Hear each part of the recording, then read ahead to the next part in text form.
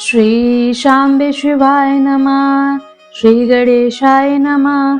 मित्रों, आज हम रुद्र संहिता के सृष्टि खंड के पंचम अध्याय के महात्म को जानेंगे और समझेंगे।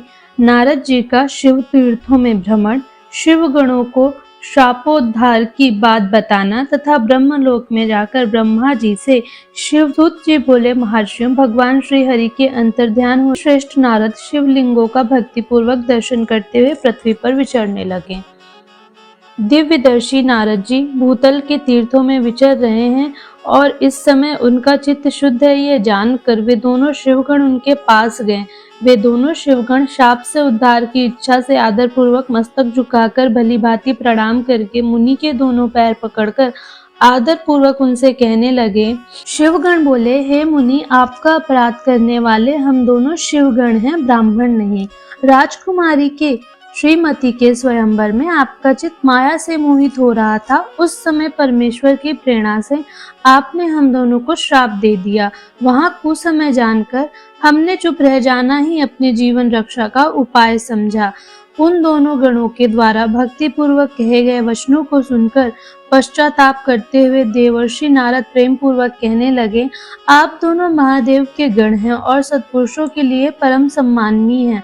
अतः मेरे मोह रहित एवं सुखदायक यथार्थ वचनों को सुनिए। पहले निश्चय ही शिवो इच्छा से मेरी बुद्धि भ्रष्ट हो गई थी और मैं सर्वथा मोह के वशीभूत हो गया था।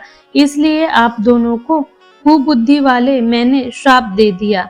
हे शिवगणों, मैंने जो कुछ कहा वह वैसा ही होगा, फिर भी मेरी बात सुने।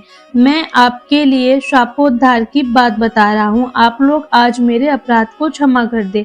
मुनिवर विश्रवा के वीर से जन्म ग्रहण करके आप संपूर्ण दिशाओं में प्रसिद्ध रावण कुंभकर्ण राक्षस राज का शरीर प्राप्त करेंगे और बलवान वैभव से युक्त तथा परम प्रतापी होंगे। समस्त ब्रह्मांड के राजा होकर शिव भक्त एवं जितेंद्रिय होंगे और शिव के ही दूसरे स्वरूप श्री विष्णु के हाथों मृत्यु पाकर फिर आप दोनों अपने पद पर प्रतिष्ठित हो जाएंगे। नारद मुनि की यह बात सुनकर वे दोनों शिवगण प्रसन्न होकर सानंद अपने स्थान को लौट गए और नारद जी भी बहुत आनंद का भाव से भगवान शिव का ध्यान तथा शिव तीर्थों का दर्शन करते हुए अपने बारंबार भूमंडल पर विचरने लगे। अंत में वे सबके ऊपर विराजमान काशीपुर में गए, जो शिव की प्रिय शिव स्वरूपिणी एवं शिव को सुख देने वाली है। काशी का आनंद सेवन करके वे मुनि श्रेष्ठ कृतार्थता का अनुभव करने लगे और प्रेम से पीड़ित हो उसका नमन वर्णन तथा स्मरण करते हुए ब्रह्मलोक गए। निरंतर शिव का स्मरण करने से शुद्ध बुद्धि को प्राप्त देवर्षि नारद ने वहां पहुंचकर विशेष रूप से शिव तत्व का ज्ञान प्राप्त करने की इच्छा से ब्रह्मा जी को भक्ति पूर्वक नमस्कार किया और नाना प्रकार के स्तोत्रों द्वारा उनकी स्तुति करके उनसे शिव तत्व के विषय में पूछा। नारद जी बोले कि परब्रह्म परमात्मा के स्वरूप को जानने वाले हे पितामह, आपकी कृपा प्रसाद से मैंने भगवान विष्णु के उत्तम महात्मा का पूर्णता प्राप्त ज्ञान किया है। भक्ति मार्ग, ज्ञान मार्ग, अत्यंत दूरस्थ तपो मार्ग, दान मार्ग तथा तीर्थ मार्ग का भी वर्णन सुना है, परंतु शिव तत्व का ज्ञान मुझे अभी तक नहीं हो। अतः आप उन महेश्वर शिव के आविर्भाव एवं उनके चरित्र को विशेष रूप से कहें। इस कथा के साथ ही उमा पार्वती के आविर्भाव और उनके विवाह की चर्चा भी करें।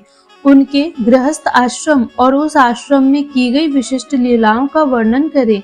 इन सब कथाओं के साथ अन्य जो कहने योग्य बातें हैं उसका भी वर्णन करें और शिवा के आविर्भाव एवं विवाह का प्रसंग विशेष रूप से कहें तथा कार्तिकेय के जन्म की कथा भी मुझे सुनाएं।